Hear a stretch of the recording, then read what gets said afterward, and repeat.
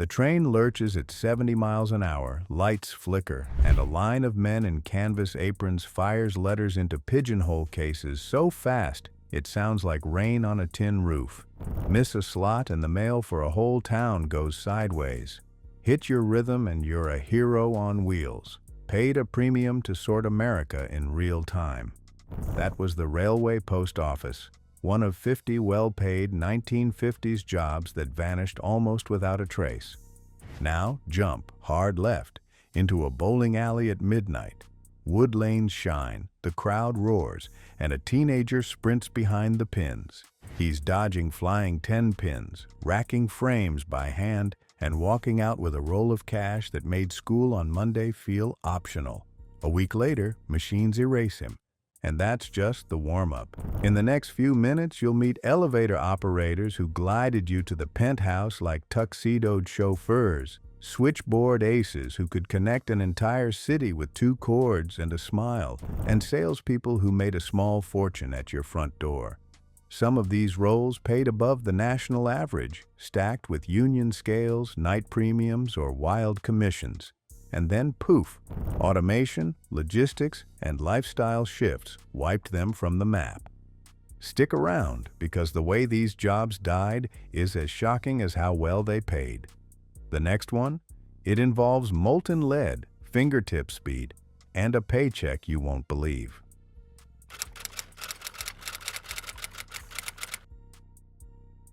Here's the yardstick. In 1950, the federal minimum wage sat at 75 cents an hour. By 1956, it hit $1. If a job reliably cleared that mark, often by a lot, we're calling it surprisingly well paid. We're also watching for extras, night differentials, danger pay, union scale, piecework bonuses, tips, and fat commissions. Stack 2 or 3 of those and a paycheck could jump from ordinary to standout. One more lens.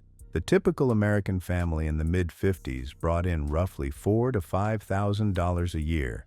So any role that could match or beat that, especially without a college degree, meant a car in the driveway, a refrigerator humming, and maybe a week at the lake. You'll hear phrases like double the minimum, union top rate, or city scale. That's our shorthand for real money in that era. Keep that benchmark handy, because the next section starts with molten lead and a keyboard you play with your thumbs. Craft jobs that could out-earn office suits.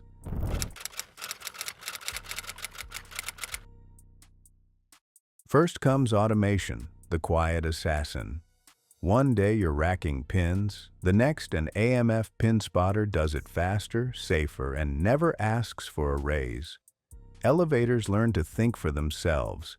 A tuxedoed operator becomes a close door button. Printing rooms trade molten lead for light, phototypesetters, then computers, shrinking whole craft departments to a desktop and a mouse. Then communications flips. Direct dial phones bulldoze switchboards. Telegrams lose their urgent crown to fax, email, and, eventually, everything in your pocket. Newsreels can't beat television's speed. 1,000 bright red wires go dark in an instant. Logistics change the map. Mail moves from trains to trucks and planes. Cabooses vanish, replaced by blinking little boxes. Streetcars yield to asphalt and automobiles. The uniform, the schedule, the paycheck, gone.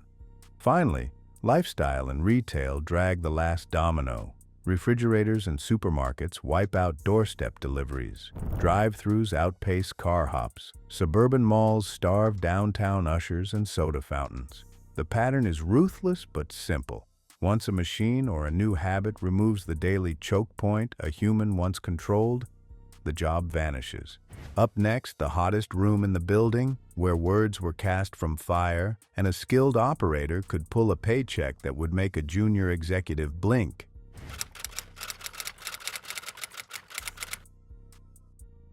K-Chunk, K-Chunk. A linotype's keyboard sings like a typewriter with a hangover, spitting out hot metal lines of text that hit the galley still steaming. 1. Linotype operator, the virtuoso of speed and accuracy. Big city papers bid for these pros because a single typo could cost a front page. Union scale, night shift, overtime. This was blue-collar money that could buy a new Chevy. Slide to the shop next door. 2. Monotype keyboard operator taps code into paper rolls, every letter, every space, built for book-quality finesse. Across the room. 3. The monotype caster operator feeds that roll into a whirring brass contraption that spits out individual characters. 2 specialists, 1 perfect page, and pay that beat ordinary office work. Before any machine, there was the craft of hands and eyes. 4. Hand compositor, letterpress, tweezers, stick, and tray. They set headlines you could feel with your fingertips, a slow art rewarded with a steady rate and pride you took home under your nails. When presses needed to run fast, whole pages were copied into plates. 5. Stereotyper poured molten metal into curved molds for the big rotary presses. Heavy, hot, and essential. Danger pay, shift premiums, and a wage that said, skilled trade. 6. Electrotyper did a quieter magic trick, copper plating precise duplicates so presses could run longer without wearing out. It was chemistry meets craftsmanship, and shops paid for that reliability. Photos were a different battle. 7. Photo engraver / halftone etcher turned grayscale into dots with acids and screens. 1 bad bath, an ad campaign died. 1 perfect plate, and you owned the room. Rates reflected that pressure. Before computers, every layout went through a darkroom monster. 8. The process camera operator. Sheets the size of a door, vacuum frames, focus racks measured in millimeters. Get 1 ratio wrong and tomorrow's edition missed the truck, so the operator got respect and a healthy paycheck. Now the page comes together on stone. 9. Makeup compositor / stone hand locked columns, headlines, captions, and ads into a steel frame so tight you could lift it without a wobble. This was the last human checkpoint, and the money recognized the responsibility. And when the Iron Diva hiccuped? 10. Linotype mechanic walked in, hands black with graphite, and resurrected a machine with 10,000 ways to fail. If your press room went dark at 2 a.m., this was the person you called, and paid, like a surgeon. Together, these roles formed the hottest, best-paid room in the building. Union cards on the wall, night coffee on the hot plate, and a river of type that paid mortgages and sent kids to college, until light, film, and then pixels quietly erased the fire.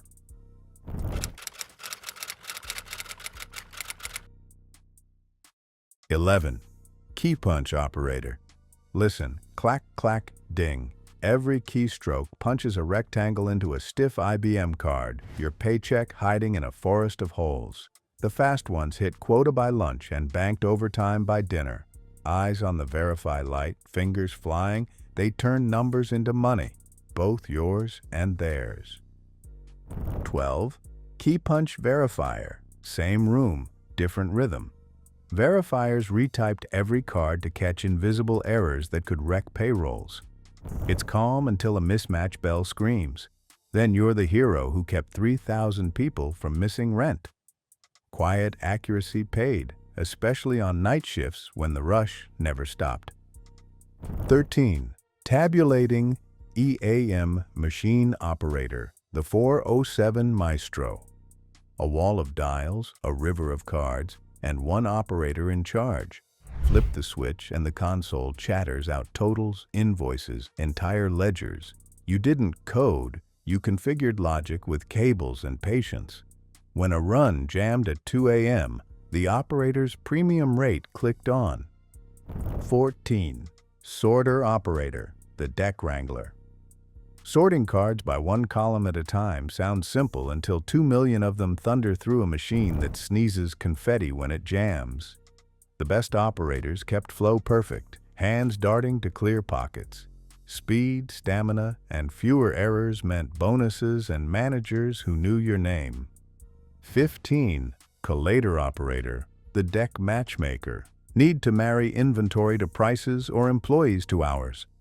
The collator did it, one precisely timed gulp of cards after another. When a job required 2, 3, 4 decks to line up perfectly, this operator's calm nerves earned weekend pay and grateful accountants. 16. Reproducer/punch operator, the duplicator. Copy a deck, add a field, fix a column without touching a keyboard.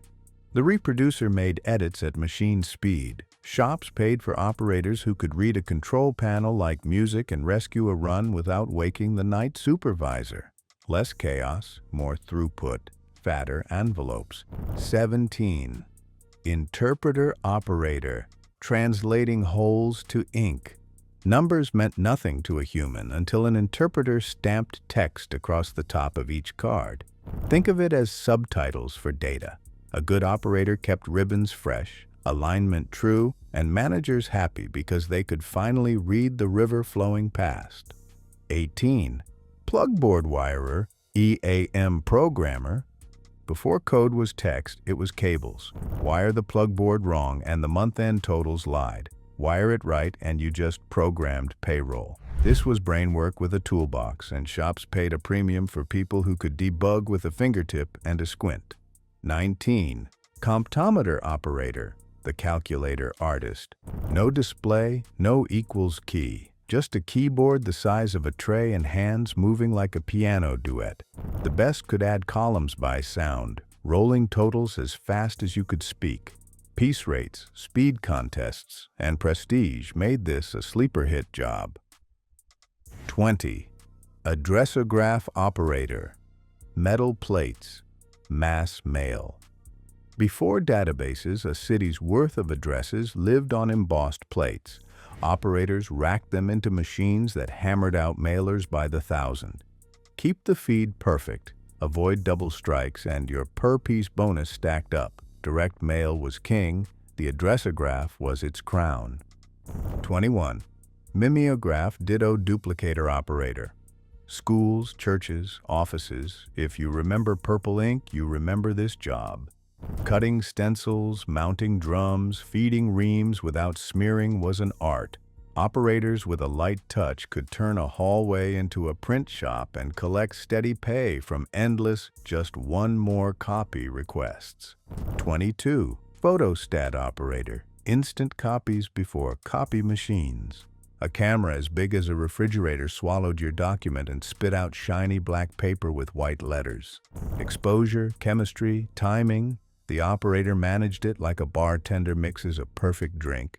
Legal offices and city clerks paid reliably for someone who never fogged the image. 23. Teletype/TWX operator, messages on wire. Keys hammer, tape punches, and a message screams across leased lines to the next city. Airlines, newsrooms, stock desks. Every minute mattered. Operators who could format quickly, catch garbles, and keep lines alive during storms earned hazard pay and permanent VIP coffee privileges. 24. PBX/switchboard operator, the human router. Cords, jacks, a headset, and a voice smoother than butter. Number, please? In one motion, you connected a hotel guest to a doctor, a salesman to a factory, a whole wedding party to long distance. Peak hours were a blur. The best operators turned chaos into clarity and a solid paycheck. These were the halfway machines, not quite computers, not quite manual, where skill sat between steel and electricity. The pay followed the pressure. No errors, no jams, no delays. But direct dialing, photocopiers, and real computers crept in, and the hum faded. Next, we step into the show business side of everyday life. Newsreels, telegrams, and a citywide web of whooshing tubes.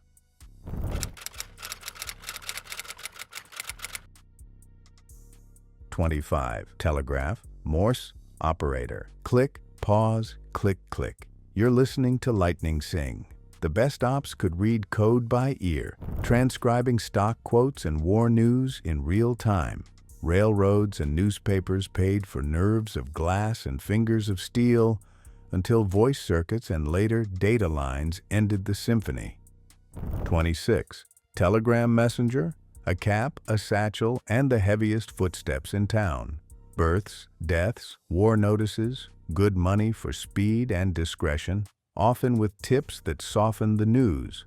But as phones spread and urgency moved to screens, the yellow envelopes, along with the steady route, disappeared. 27. Newsreel cameraman, narrator. Booming voice, wind-up camera, white-hot lights. You shot a factory opening at noon and watched it on the big screen that weekend. Studios paid for reflexes and storytelling, but when TV news arrived nightly and live, those theatrical weekly news of the world reels lost the race. 28. Pneumatic tube dispatcher. Thump, whoosh. Department stores and newspapers had entire subway maps of tubes, cash, proofs, messages shot across buildings in seconds, and the dispatcher ran the junctions like air traffic control. It was secure, fast, and surprisingly well paid, until elevators, email, and point-of-sale systems flattened the network. 29. Encyclopedia salesman, door-to-door. Knock, smile, close. A full set cost a small fortune. Commissions were a big fortune if you could turn kitchen table doubt into a handshake. For 2 decades, this was elite sales money without an office. Then libraries, credit cards, and eventually the internet ended the pitch. 30. Fuller brush salesman. Sample in hand, territory on a clipboard, 100 doors a day. Repeat customers, referrals, and bundles meant fat commission checks for the masters. But as supermarkets and TV ads took over, the front porch, once the best showroom in America, went quiet. 31. Kirby-style vacuum salesman. Living room demos that levitated dust and wallets. High sticker prices meant sky-high commissions and incentive trips. The closer with showmanship could out-earn a junior executive until consumer credit tightened, big-box retail undercut margins, and nobody wanted a 2-hour demo between dinner and dishes. Next, we jumped to steel rails and swinging mail hooks, where a moving train paid like danger work and ended almost overnight. 32. Railway Post Office, RPO clerk. Hook the leather mail sack on a steel arm, catch another at 70 miles an hour, and sort like your life depends on it. Hard test to get in, night premiums on top. You left that swaying car with pay that beat many office jobs. 33. Railroad fireman, steam into diesel. On steam, you shoveled coal and watched the boiler like a hawk. On early diesels, you were the extra set of eyes and safety. Seniority, union protection, and mileage pay made it solid money, until technology made the third person in the cab unnecessary. 34. Caboose brakeman/flagman. Your office was the little house at the end of the train. You watched for hot boxes, set handbrakes, and protected the rear with lanterns and flares. Dangerous work, good pay, and a view nobody else had, replaced by a blinking gadget on the last coupler. 35. Station telegrapher/agent. In one room, the Morse key, the ticket window, the freight paperwork. You were the town's rail brain, paid for precision and trust. When radios and centralized dispatch took over, the agent's stool went empty, and the timetable moved to a screen miles away. 36. Streetcar, motorman, conductor. Bell rings, brake squeals, nickels drop into the fare box. A union uniform, a defined route, and a paycheck you could build a life on. But when cities ripped out tracks for buses and cars, the quiet hum of electric trolleys and the jobs vanished. 37. Elevator operator. White gloves on the lever, patter like a hotel MC. Going up 11 to 18, watch your step. Office towers loved the polish. Tenants loved the service. Automatic controls stole the magic. The lever became a button, and a good service wage disappeared. 38. Elevator starter, lobby dispatcher. Peak hour chaos? The starter ran the dance. Car A express, car B odd floors, car C local. Think air traffic control with brass doors. It paid for judgment and a sharp voice, right up until group control systems did the dispatching without breaking a sweat. Steel wheels kept families fed for decades, until gadgets got smart and humans got sidelined.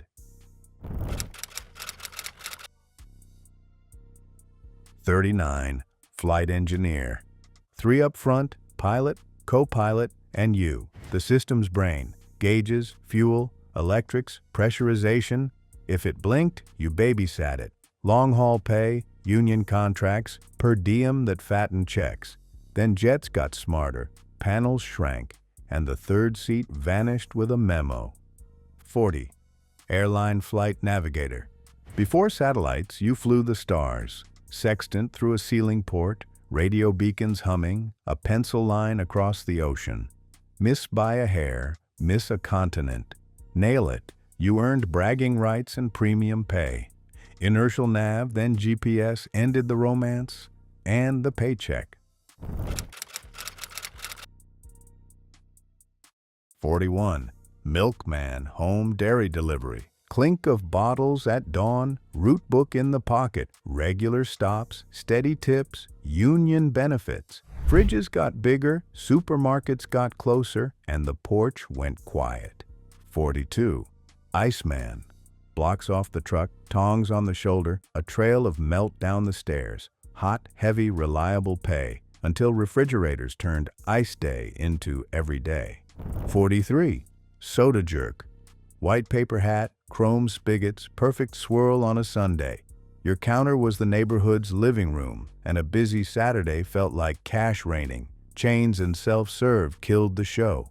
44. Drive-in car hop. Skates, trays, headlights blinking. You hustled fries and charm, stacking tips when the lot was full. Then came drive-through windows and indoor seating, and the roller routine rolled away. 45. Theater usherette, cigarette girl. Flashlight beam, aisle whispers, velvet rope poise. Tips on intermission smokes and candy boosted a modest wage. Multiplexes, rating changes, and no-ash rules dimmed the spotlight and the income. 46. Bowling pin setter, pin boy. You crouched in the pit, dodged missiles, and reset frames by hand. Cash on the night plus a burger on the house, until the AMF machine never blinked, never ducked, and never got paid. 47. Manual bowling scorekeeper, grease pencil, overhead grid, and a calm voice that ended arguments. It was easy money for focus, until automatic scoring lit the lanes and erased the job with a beep. 48. Film projectionist, real change union pro. 2 projectors, changeover cues, carbon arcs hissing. You kept the picture rock steady and got paid like the last guardian of movie magic. Digital servers arrived, a manager tapped play, and the booth went dark and empty. Doorstep convenience used to be human-powered. Names memorized, orders fixed on the fly, mistakes mended with a smile. When the machine took the middle step, cooler compressors, conveyor kitchens, hard drives, the service stayed, but the jobs didn't. 49. Long-distance rate and route operator. Before direct dialing, you priced the trip and picked the path. Trunk A to City B, handoff at City C. Peak hour stress, premium pay. Then area codes and switches learned the trick. 50. PBX night switch tender. After hours at a big office or hotel, you were the lone guardian of every call. Wake-up requests, emergencies, and VIP connections. Steady pay for steady nerves. Automated attendants took the night and never asked for coffee. A night in the RPO. Rain slashes the windows, the hook snags a mailbag with a whump, and a clerk sorts 40 letters a minute while the coach bucks. Miss a slot, and you apologize to a whole county. Hit them all, and you step off with overtime and pride stamped on your sleeves. Number, please? It's 5:02 p.m. and every board lamp goes live. One operator, two cords, connects a surgeon, a factory, a mother halfway across the country. She flips plugs like a pianist, racks up a perfect hour, and logs a differential that makes the paycheck sing. Next year, direct dialing makes the room whisper quiet. Pin boys to pin spotters. Midnight League, cigarette haze. A teenager sprints, resets, and pockets sweaty bills after last call. Then a brand new machine lowers from the ceiling like a spaceship. It never blinks, never eats, and never gets tipped. The kid watches his lane become a glass wall. The last telegram. A messenger in a blue cap hands over a yellow envelope that used to mean joy or dread. This one is sentimental, someone's final telegram, framed for the mantel. Months later, the office shutters, the counter stays, the footsteps stop. These weren't small jobs, they were choke points, places where money, messages, or people couldn't move without a human hand. That's why they paid. Scarcity skills, union power, danger, night work, commissions, and the miracle of being essential at exactly the right moment. Then technology slid into the choke point and widened it. Once the pinch disappeared, so did the premium. Today's version hides in plain sight. Roles built around timing, trust, and access. The lesson from the 1950s is simple. When the tool becomes smarter than the task, move upstream to judgment, relationships, or creativity, or move adjacent to maintain, configure, or sell the tool. If the past is prologue, the next vanished jobs are already humming in a back room somewhere.